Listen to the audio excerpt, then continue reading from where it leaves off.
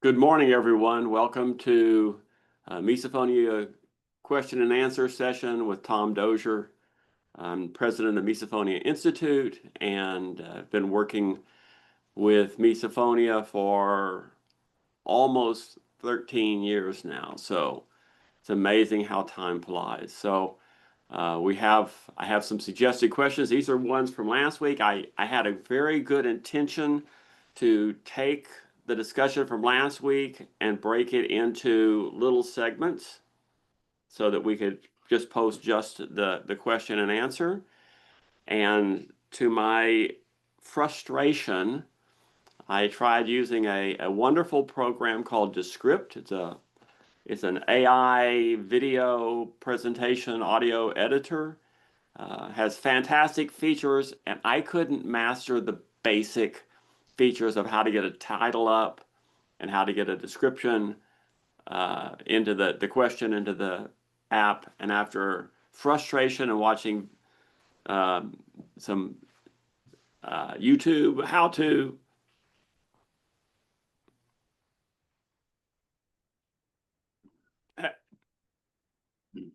some well, there I'm doing it here. So let's try to clear that out.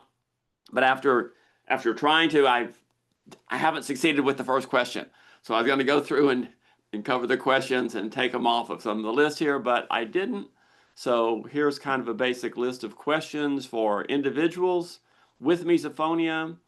And I have some more here for other questions, which we didn't really look at last week. So anybody have a question that they would like to ask to get us started?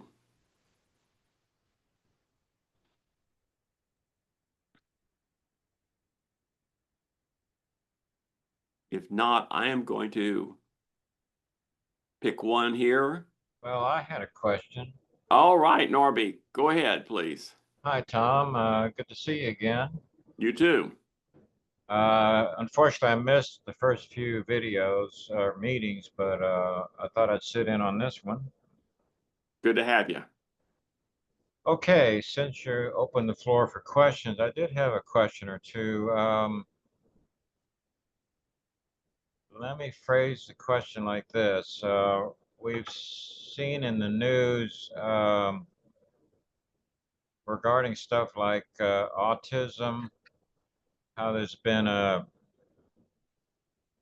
increase over the last, say, 50 years in autism as well as other stuff. And there's attempts to link that to various things like maybe toxins or I guess vaccines are the big thing, or maybe, whatever they could link it to, because something has changed. And I'm wondering if that's true with misophonia. Okay, good question. So first, Norby, let me say that there's been massive amounts of research on autism and vaccines. The original article that brought up the whole vaccine scare for autism, the doctor who wrote that article has been banned from practice. He's had his license removed. The article's been removed Ah, because he fabricated the data because he had a friend who was trying to do a new the type of vaccines that gets the mercury out of the vaccine. So this is really a horrible urban legend that's wasting tons of money on autism research and vaccines, and it's actually um, anyway. That's and so I'm not sure. I think first off, with misophonia, I don't think it's due to any toxic environmental effects. Um, when we look at what misophonia is, it's the autonomic nervous system finding stimuli and actions in a person, and it's developing that ability, that reflex. And this is normal human neurology at play. So it's actually uh, a function of normal neurology, not abnormal neurology.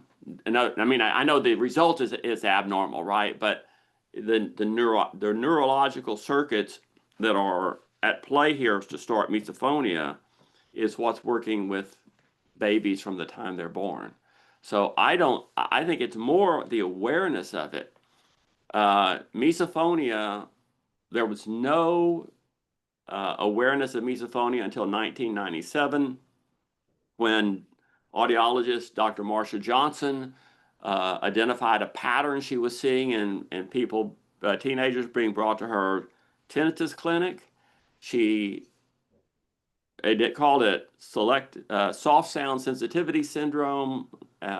In 2001 or two, Jastroboff gave it a name of misophonia and published. And said Dr. Johnson doesn't publish anything. Dr. Jastroboff publishes, and so he gave it a name and published it, and that's how it became misophonia. And that's only 30 years ago, 28 years ago. So there's not a lot of, and until 2012, it was virtually unknown outside of a few people with audiologists and that area. So it's more awareness, I believe, with misophonia than it is that it is some change in the world around us that's causing this. So that's my opinion. And I see when I look at the stories that people tell for how they develop, when and where they develop misophonia, there's a lot of stories that tie to arguing at the dinner table, having certain things pointed out to them, specific situations where you can see how these reflexes could develop. So it's a good question, and it's very much in the way we're looking at things now, but it sure seems to be normal human neurology. The one characteristic that does seem to stand out is that people with misophonia are more likely to be perfectionists. And there was one study that reported that 97% of the people with misophonia had perfectionism. And so that does seem to be a tie that's it's a correlation. Doesn't cause misophonia, but I think it allows a person to be more likely to develop misophonia. All right, thank you for that question, Norby. Anyone else? Yes. Can I ask a follow-up question? You can definitely ask a follow-up, please. Okay. So in light of what you just said, do you think misophonia has been a condition people have suffered with, throughout history of man? We recognized it recently as a pattern in some people, but what about before then? Has this been something people have been dealing with for centuries? Well, I don't know how far back in centuries we can go. Okay. I've worked with people recently, last few years, that were 75 to 85 years old. And these are people who develop misophonia, in the 60s, maybe 70s. So this is long before they had a name. We know that Winston Churchill, the leader of the United Kingdom during World War II, had a problem with noisy typewriters, and he actually had special quiet typewriters made for his area, his people, and such. So, whether that was misophonia or not, I don't know, but my opinion is it has existed forever because this ability to learn reflexes is called Pavlovian conditioning for physical reflexes, and it should have existed forever. Okay. I think the closer we get together, and the more we're kind of packed in with each other, the more likely misophonia is to become a very significant problem.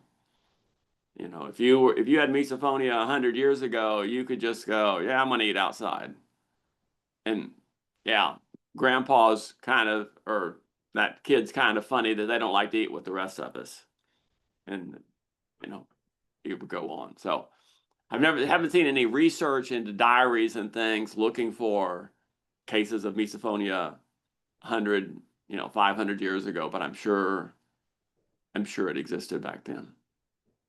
Okay. Okay. I got to be careful. I was looking when I put my cursor over my Zoom window, it raises the hand, and I'm looking here. Oh, somebody has their hand up. I went, no, that's me. So, okay. Another question. Anyone? Oh, you have to unmute yourself. I saw Paula's lips going, and she has to unmute herself.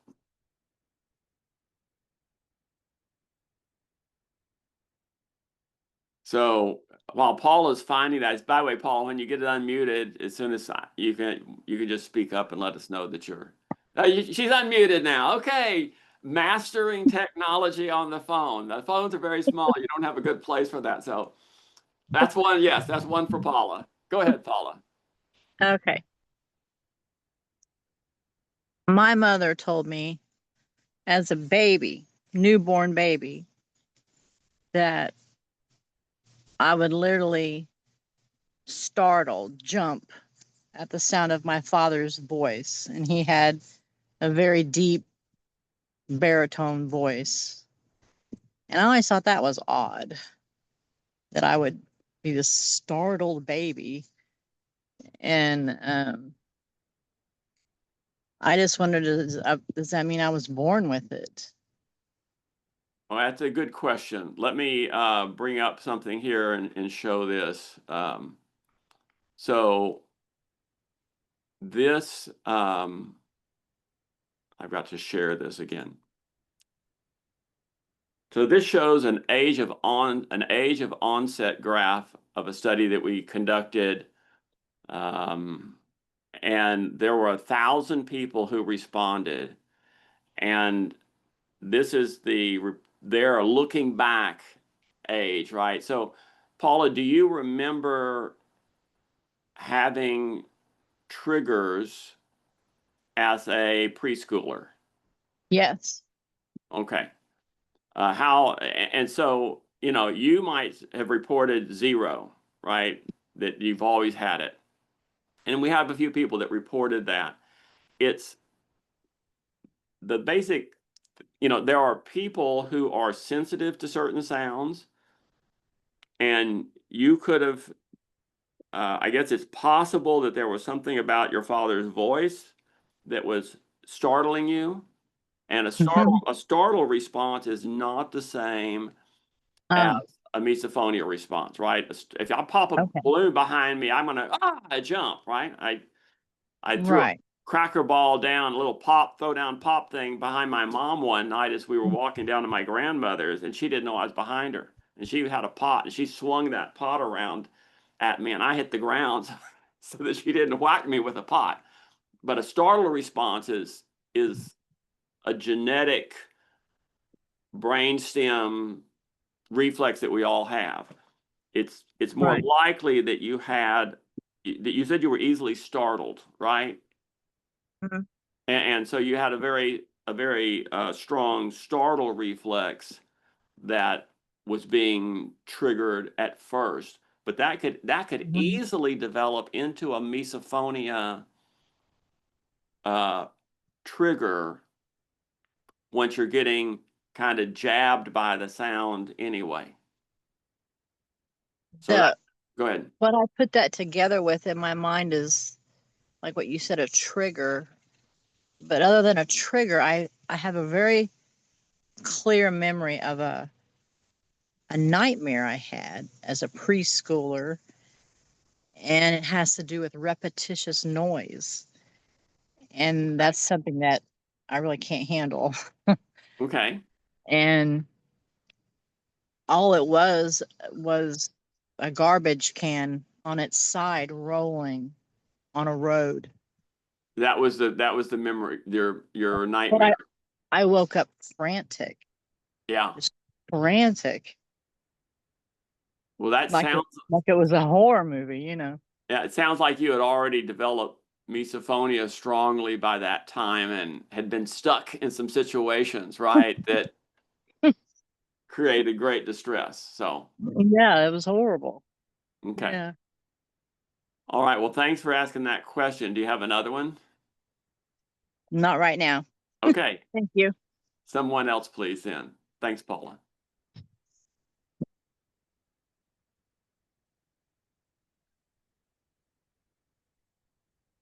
I'm going to go back. There's a question here that I want to address about how is misophonia diagnosed? And I'm going to ask for an input from Jolene here in just a moment. But basically, misophonia is where you hear common sounds that are not particularly loud. It could be like an ambulance, like a lawnmower, right? You're outside and there's a lawnmower and it's very loud, but when it's a soft version of that sound and it's in a distance and it still triggers you, then that's what we look at for misophonia. It's not a startle reaction. It's basically a minor typical sound that causes this intense negative emotional physiological reaction. And out of maybe 2,000 people that I have either worked with or talked to about misophonia and got to know them a little bit, maybe 2 or 3 we figured that they didn't have misophonia. So, virtually everyone who says, is this misophonia? The answer is yes. So, Jolene, do you have any comments about self-diagnosis of misophonia and occasionally a person who just gets really angry at a family member or something because they've had conflict shows up? But usually, almost every time when a person comes to you thinking they have misophonia, don't they? Yeah, that's true. What's funny, I feel like there's this sort of strange connection going on here in the ether or something. So I wrote a book, a manual for therapists about misophonia called These Sounds Are Driving Me Crazy. And I'm in the process of revising it into making it another version of it that's a consumer book. And I happen to have my computer open right here to the section that's called How is Misophonia Diagnosed? That I was just looking at as you were talking, as you were asking that question. So I've got it right here in front of me. I think the answer nowadays is that somebody has this extreme reaction, and either they or their family member or friend go online and say, "What is this?" and what's going on here, or somebody reads something about it in an article somewhere because it's showing up a lot in media. The difference between people who have misophonia and who don't, the way I think of it is, because lots of people will say, "Oh yeah, that bothers me too." Well, yeah, it might bother you, but do you want to kill the person? Is it that extreme? Do you have this intense reaction that's instant, adrenaline driven, rage or meltdown kind of a reaction, or do you just not like that sound? Lots of people don't like certain sounds, but that doesn't mean they have misophonia. It's connected to this extreme reaction. How is it diagnosed? You go to first of all, there's no diagnosis yet. Right. The code books don't have it listed. Not in there. So it can't officially be diagnosed by any doctor or anything because it's not in the books.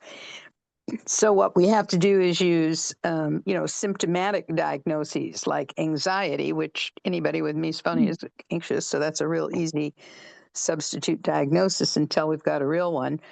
But people ordinarily for a medical condition, they go to a doctor and they get a diagnosis.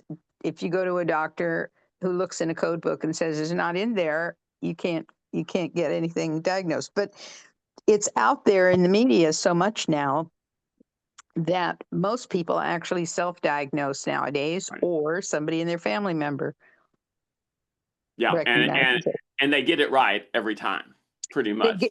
Yeah, because Right. it's so extreme Right. that yes, they get it right almost every time. Yeah. The people who don't have it are the ones who say, "Oh yeah, that bothers me too," and then that's very easily dismissed, and they go on with life, and it doesn't Yeah. hang over them. So, all right. Thank you, Jolene. Appreciate you contributing to that.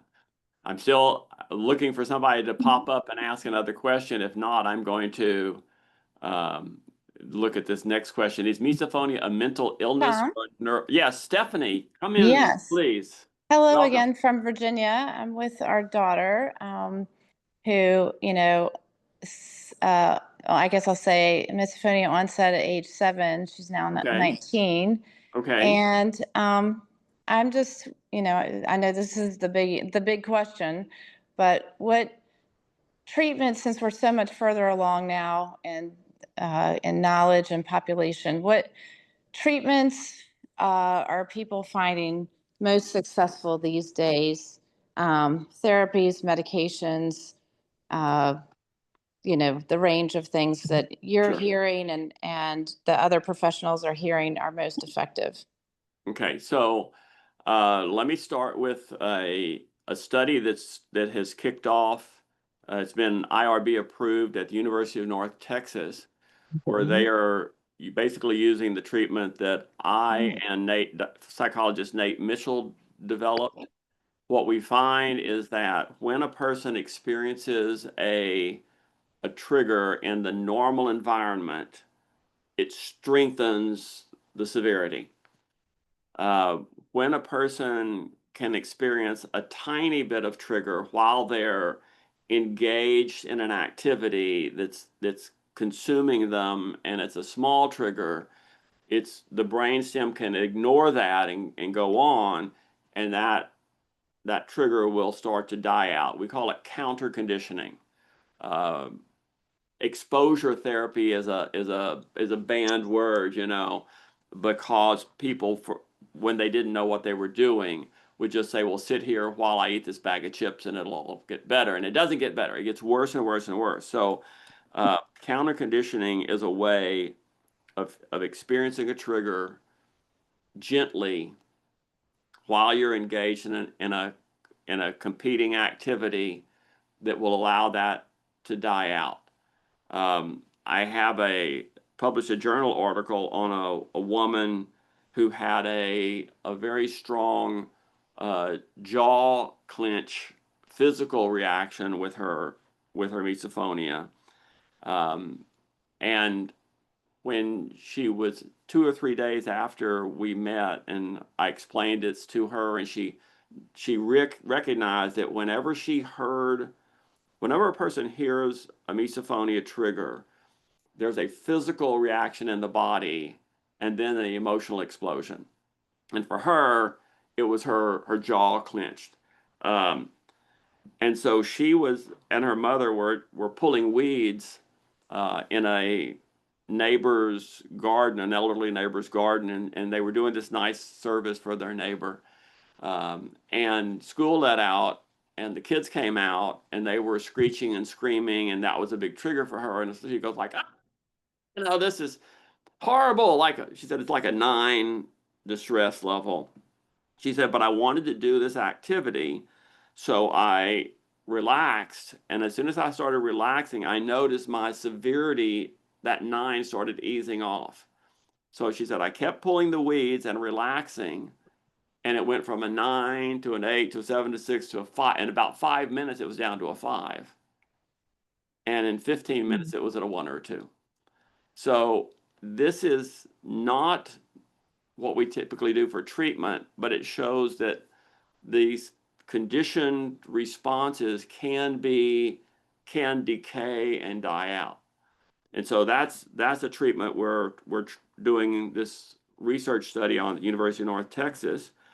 There's a hypnotherapy treatment called sequent repatterning hypnotherapy developed by Chris Pearson. And if you just go Google that, sequent repatterning hypnotherapy, you'll find Chris's website, and there's I think about 8 therapists worldwide that do that. Jolene provides treatment for misophonia in a different way, basically helping a person calm down, carry on, and move forward in those situations and manage it well. So there's a combination between good management and appropriate action when triggers are occurring. So small triggers when you're involved in other activities that can allow it to decay. There's been talk of things such as and work on things such as neurofeedback, which anything that improves your overall level of health and wellness will reduce your misophonia severity. So something like neurofeedback can improve anxiety, it can improve sleep, and therefore it can produce some benefit for people, but it's not generally a cure-all. Safe and sound protocol is a general autonomic regulation treatment. It's a sound listening treatment, and that can reduce a person's overall kind of autonomic resilience, reduce their anxiety, and when that happens, that can improve misophonia. So there's a number of things when therapists who work regularly with misophonia patients continue to do so because they see significant positive benefits in doing that. So that's basically the main ones that I see out there right now. Thank you, Tom. So are you still recommending, let's say, your trigger tamer app, going back to, let's say, the counter conditioning, using that app, like, as you said, while engaged in, let's say, some other behavior, whether it's gardening or swimming, or probably not swimming, but, maybe, whatever, being on a treadmill or bicycling or something like that, something active, Right. or some, crocheting or painting or something. You have, Stephanie, the problem, yes, I still in cases will have people to use the misophonia trigger tamer. Mm-hmm. The problem with the misophonia trigger tamer is that it's one sound over and over and over that the person gets neurologically used to so that it doesn't trigger them. But it lacks variation and it lacks context. So that's kind of a a tricycle where we Right. want a person to really be riding a bicycle or a motorbike. Mm-hmm. And the real motorbike level of counter conditioning is I'm watching a movie with the family and we're having popcorn and that's going to trigger me, but I turn up a little babbling brook sound in my ears so that I'm just very lightly triggered every now and then, and I'm paying attention, enjoying the movie, and then that allows those reflexes to decay. So it's finding real world counter conditioning activities that make the biggest improvement. I had a lady, and let me quickly see if I can pull up this model of misophonia, where we noticed that a person hears a trigger and then they have this physical flinch, and knowing what that physical flinch is can be all the difference in the world. I worked with a woman who, she was still at home with her family, and her tongue would push up into the top of her mouth when she would hear a trigger. And so they watched movies with her hearing the trigger tamer, and that reflex decayed. It didn't completely go away, but it has greatly decayed. So it's not a regular problematic situation for her. So knowing that reflex can be a big difference to knowing what to do. Right. Thank you. And who and how many therapists are doing the counter conditioning therapy? Right now, I know that I am, Nate Mitchell is, and at the University of North Texas in their study, they are. I do know that we have, I know that Connie Salhanny at, she's on Staten Island, and I just got a contact from a therapist there who is also, again, has been using this technique for years and years now. Okay, thank you. You're welcome. What was her last name? Salhanny, Salhany, I believe is the spelling. Okay, super. Thanks, Tom. Sure, you're welcome. Another question. Nobody wants to jump in? I have one. Go ahead, please. I tried EMDR therapy. Okay. You know what that is? Oh, yes. Yes. And it worked for one thing that I've had trouble with, but it didn't help with any of my triggers. But has anyone else had success with EMDR for misophonia? Well, let me say that there is someone somewhere guaranteed that's been helped by EMDR therapy, because you get lots of people that address a problem and then it spills over into other things. There was a woman who was virtually cured by magnesium supplements. And when I talked with her, this was an internet discussion, and when I talked with her or exchanged email with her, she said that she had chronic leg pain from an accident, and that when she started taking the misophonia, her leg pain went away. When her leg pain went away, her misophonia virtually went away, because she's no longer in this tightened stress situation. But EMDR focuses on addressing an old trauma. And right. And misophonia is usually more like a phobia in that regard, that understanding the origin doesn't just make it go away. If a person has a phobia and they know where it started, it doesn't just go away because they know where it started. And so misophonia typically doesn't get rid of those reflexes just by understanding and going back to that point. So that's a good question. And again, EMDR had benefits to you, but that's what we generally find most often, is that other therapies that are made for specific problems like OCD or EMDR or anxiety or trauma don't eliminate misophonia. But in some people it does. So same thing's true for medications. Same thing's true for medications. Some people take a medicine or CBD or something, and it's like, oh, it's all just wonderful. But most people, it doesn't work that way. Thank you. You're welcome. I want to mention that I've tried EMDR and it didn't help me. The therapist wasn't able to, I guess, trigger me. So after a few sessions, I just quit. Yeah. Disappointed. I had high hopes that it would help, but it didn't. Well, I have high hopes for this study that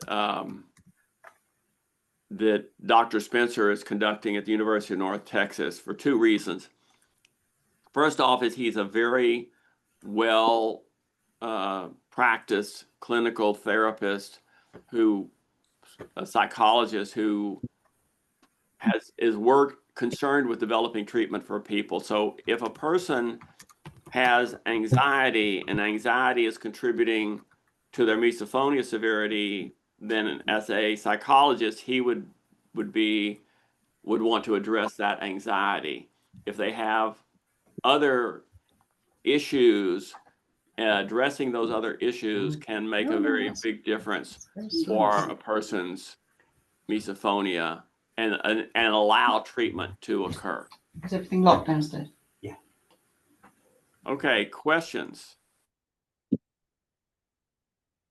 Okay, you mentioned someone taking magnesium supplements and that helped.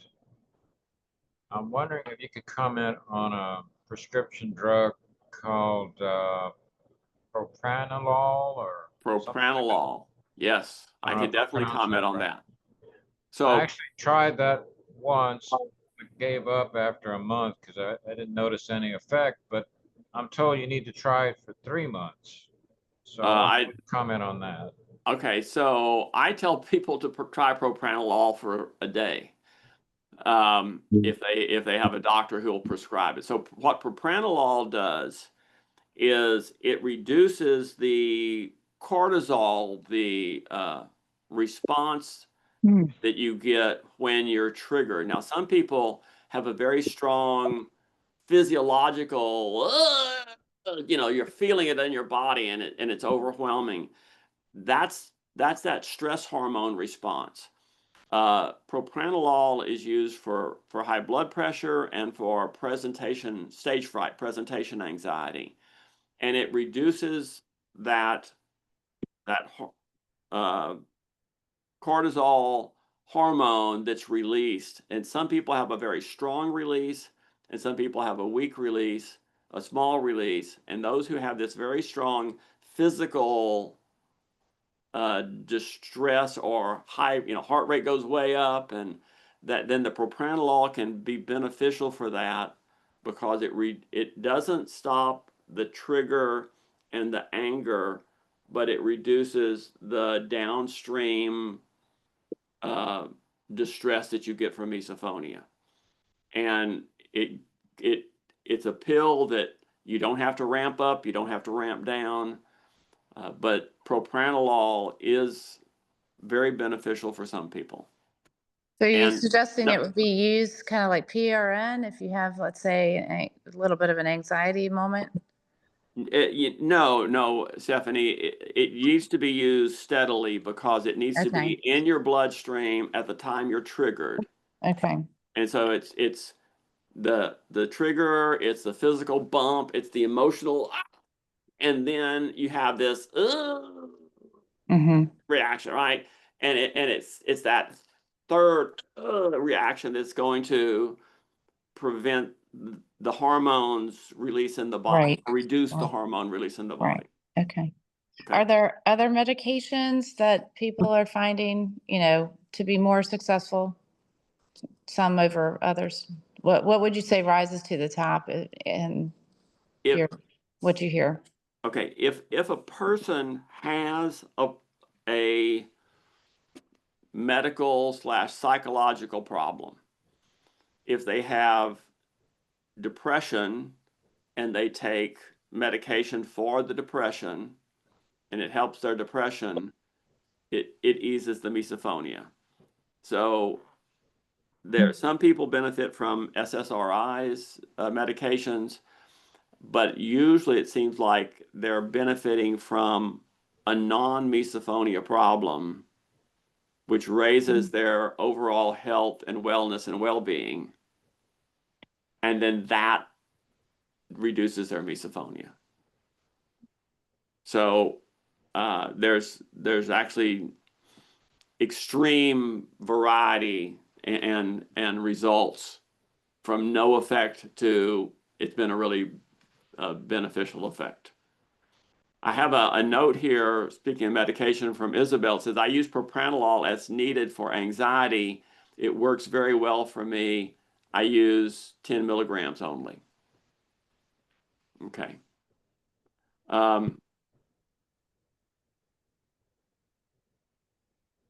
So here's a question from Graham Allenson in the UK. Welcome, Graham.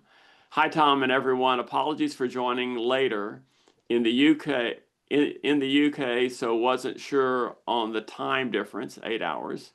Sorry if this question was often asked, but is there any evidence that either CBD or neurofeedback has any impact on misophonia? So CBD is kind of like these other propranolol and other medications. Your results will vary. Some people say it helps them, some people say it doesn't. And there's very little talk now of neurofeedback because it's not predictably beneficial. But it helps some. You know, it can help some individuals. So, Tom, I have a comment about sure. Medications. Thanks, And Elaine. so, first of all, medications have to be prescribed by a medical person, medical doctor, and the research isn't there yet. This is all mostly anecdotal. Whether propranolol works or it doesn't work is based on people's individual experiences. They're only just beginning to do some clinical trials and research on that, and so the jury's still out. There's one study, I can't remember now where exactly it is, that's working on this. And then there's another one, which is Jaden Webb, who's a psychiatrist who's in Colorado. And he has found it. He published an article that a lot of this got based on, which was with an N of 1. There was one person that he wrote about in that. But he's now going to be doing a much more advanced clinical trial with it and see if we can get some legitimate answer to that question. Up until then, it's totally anecdotal. Yeah, but then again, because it is anecdotal, and these medications are often prescribed, people who are wanting to investigate this talk to their doctor, as you said, and they can see the effect it has on them. Thank you, Jolene. Another question, anyone?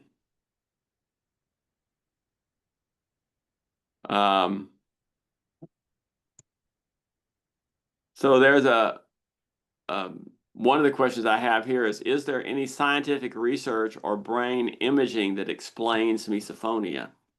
Oh, that's a good one. And there are several research studies that have looked at brain imaging.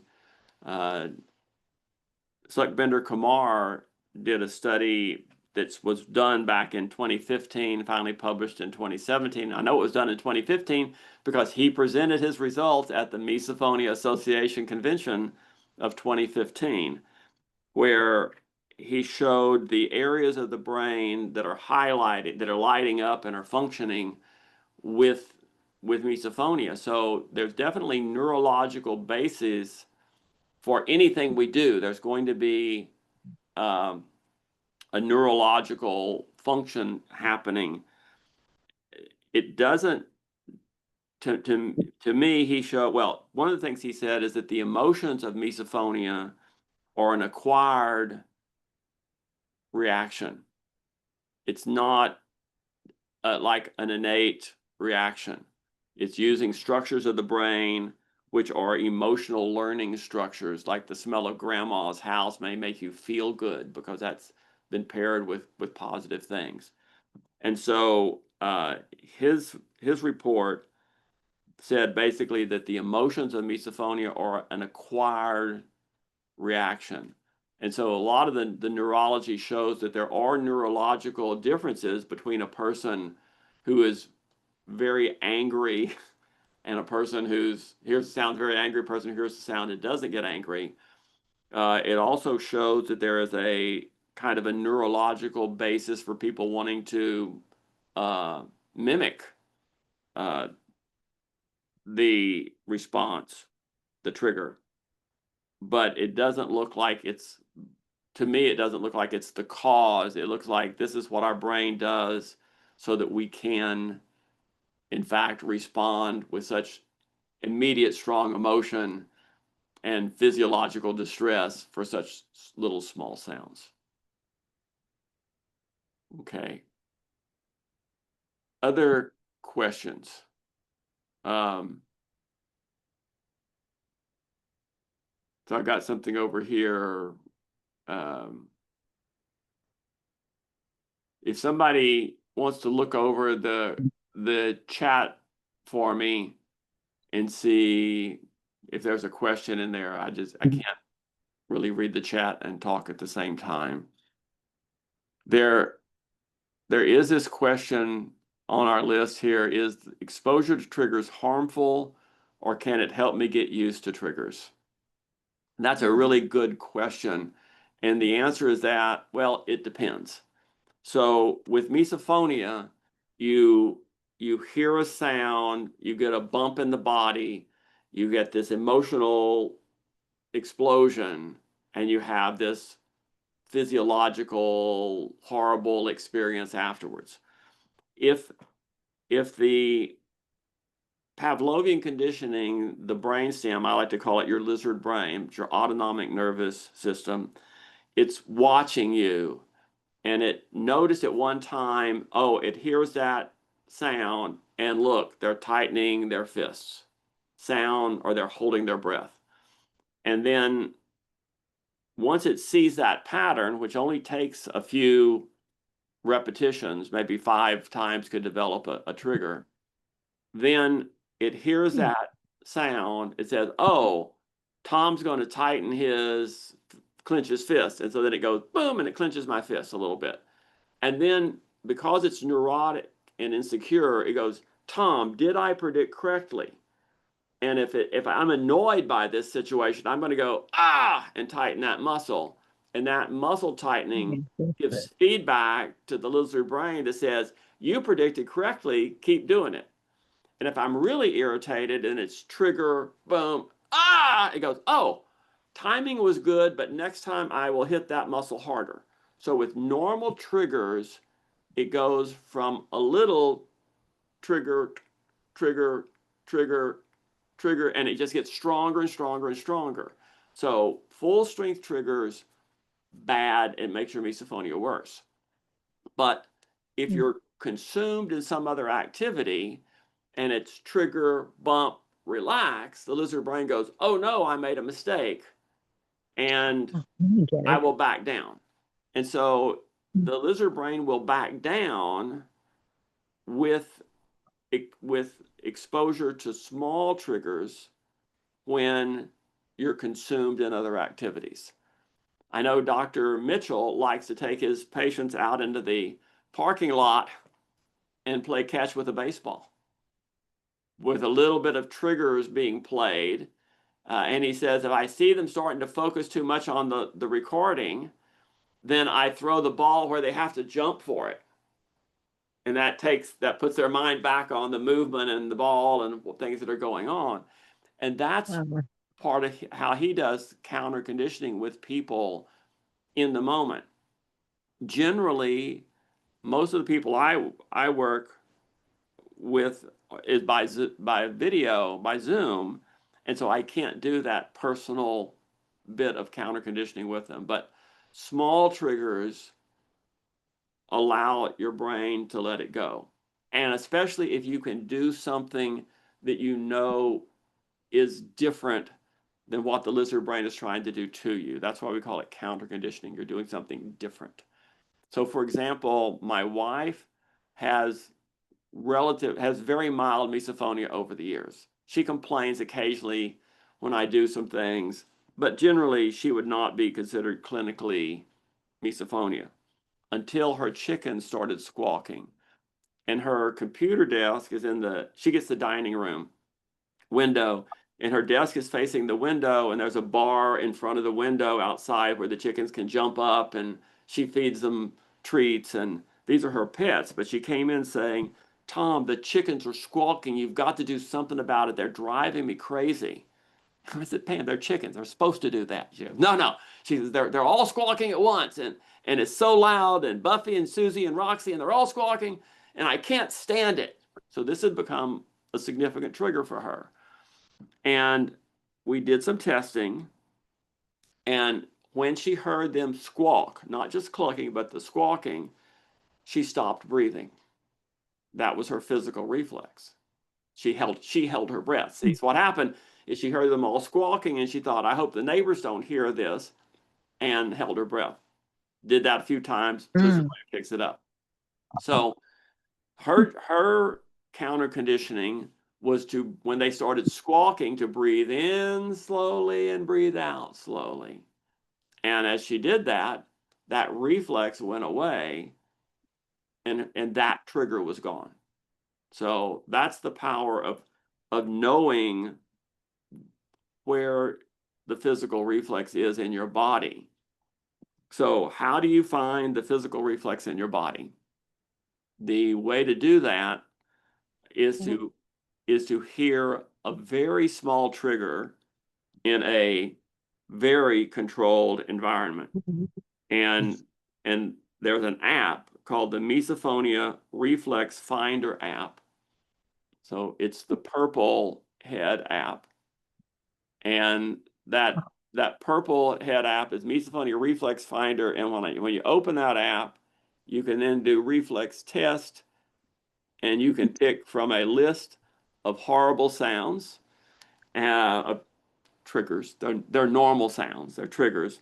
And you can set the volume like at 1% and the duration at 300 milliseconds. So there's just a sound, just a tiny little bit.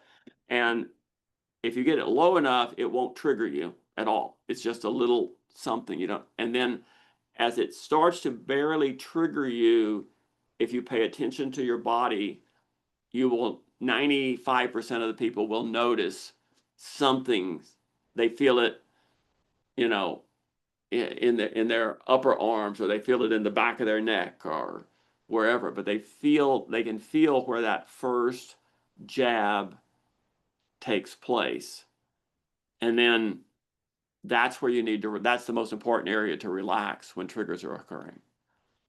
So that's a little bit about how I got into that question. I don't remember. Yes.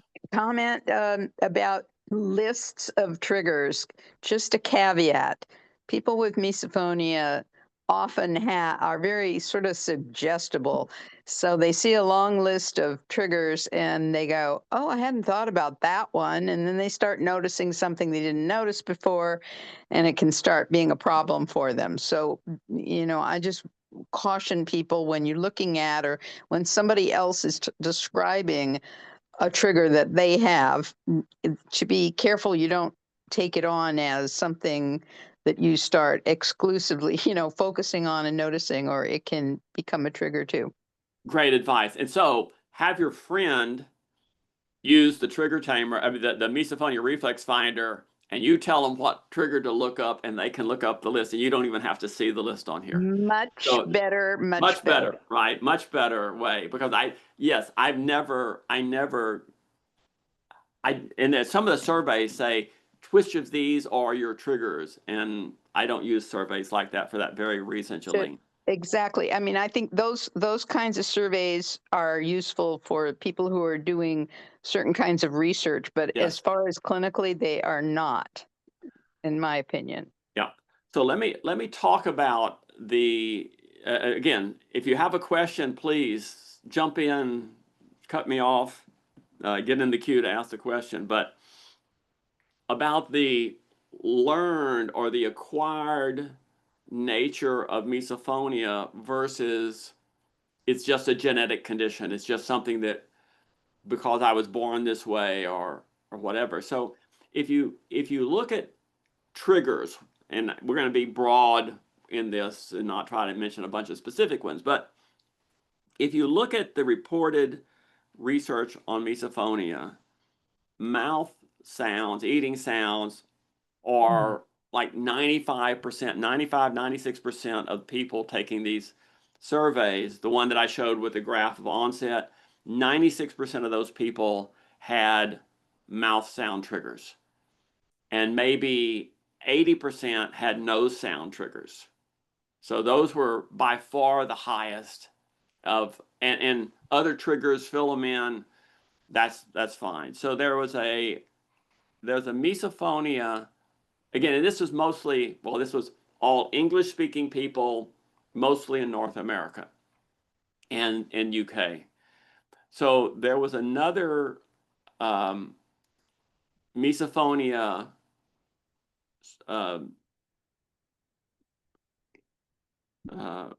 severity measure developed in Ankara, Turkey.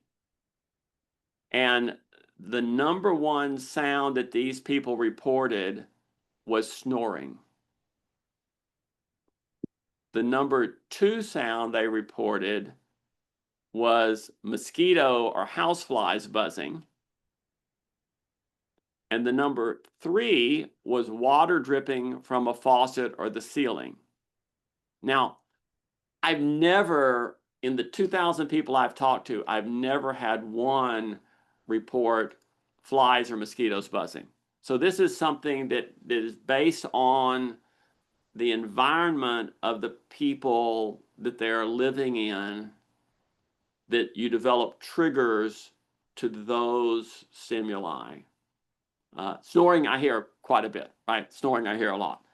But I think that just shows that in one area, you have something like water dripping and mosquitoes buzzing and flies buzzing. And that's, two of the top three, and they virtually never occur. Anybody here want to raise your hand and say that you've got a mosquito buzzing or water dripping as a major trigger for you? We just fix those problems, right? Right? We eliminate them. So if they're not ones that we struggle with. Anyway, that's just an interesting kind of anecdote there that I've seen from some of the research on misophonia. Okay, we're at 10 o'clock. Any other questions? Anybody want to jump in and ask a question? I'll put up my little list here. Yes, Norby. I have more of a philosophical question. I don't know if it's pertinent to this discussion, but Oh, I love philosophical questions. Go ahead. and it might not appeal to some other people, but I'll throw it out there if it's okay. It's okay. Go ahead. The thought occurred to me one day. This might sound a little weird to some people, but the question is basically, what happens when I die? In other words, am I going to have this? I profess to be a Christian. I believe I'm going to heaven. So, am I going to have this condition when I get to heaven? Now, all I know from the Bible is that there's no pain and no suffering in heaven. So, it would appear the answer would be no. I think you've done a very good job of answering your philosophical question. I agree with you 100%. Well, the reason this thought came to me is that I've heard these after-death experiences and where people come back and they say, well, I saw this or I heard that. And I'm thinking, well, I'm going to hear stuff in heaven. So I hope I don't have misophonia when I get there, because it's not going to be good for eternity. You know what I mean? So, yeah. So anyway, I think the eternity part where that would be a big problem would not be called heaven. It would be the opposite direction. Yeah, That's right. exactly. It's not what you consider to be heaven. So I guess the only way that would help me now is to kind of reduce my anxiety. It's like, okay, this is not going to be forever. You know, one of these days it's going to end, you know.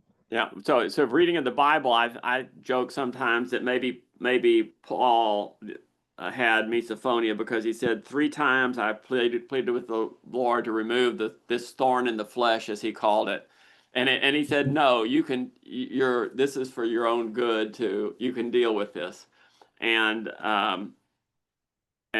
so, but I think so maybe Paul had misophonia and wouldn't take it away in this life. But no, the misophonia is an earthly problem that will go away in the afterlife. I have another question here from Isabel. Isabel wrote, I read that misophonia is very common in people with migraines. The people in my family who have misophonia also have migraines, myself included. What is your opinion on this, or have you heard about it? I have heard of migraines running with misophonia, and it's gonna go, they're gonna support each other. So if you have a migraine, you're going to be cranky and irritable, and if you're hearing a sound while you have a migraine, you're more likely to react to that sound because it's causing you physical pain. And so you're a person, I think, who's actually having a migraine is more likely to develop misophonia. A person who's apt to get migraines, who has misophonia, that increases stress and tension, and that stress and tension is going to contribute to migraines. So I can see how they go hand in hand. There's another condition called sensory processing disorder or sensory over-responsiveness, which a person reacts to sticky surfaces, clothes tags, loud sounds. People with sensory processing disorder, which is no longer in the DSM, or sensory over-responsiveness, they are more likely to develop misophonia because there's more sounds that naturally irritate them. And if they're bothered by an ambulance going by the house when they're out in the yard, and they start to develop they have the genetic sensory processing response, and they start to develop the reflexive response, and then they go in the house and they're still hearing it and they're still having it. So people with sensory processing disorder are more likely to develop misophonia. Also, people who have the misophonia gene that's been identified by 23andMe, or if a person has the misophonia gene, they are 18% more likely to develop misophonia. But misophonia, let's say it affects about 10% of people, then if you have the misophonia gene, the probability of developing misophonia is 11.8% versus 10% for the general population. So it doesn't give you misophonia, it just allows you to develop misophonia. Okay. I'm open for one last question.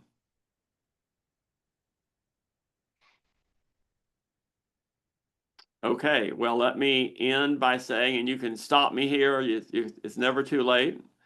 Thank you very much for participating and attending this misophonia question and answer session. I'm going to do this again next Saturday. As long as we have a good group showing up, I will keep doing this. And I'm Tom Dozier with Misophonia Institute, where we support research and awareness and development of treatments. And if anybody wants to contact me, you can contact me at tom@misophonia.org, or any of the myriad of email addresses I have. They all funnel into the same spot. So thank you very much, everyone, and I will see you all next week or others next week. Thank you. You're welcome. Thank you. Thanks, Tom. Bye. You're welcome. Bye-bye. 5.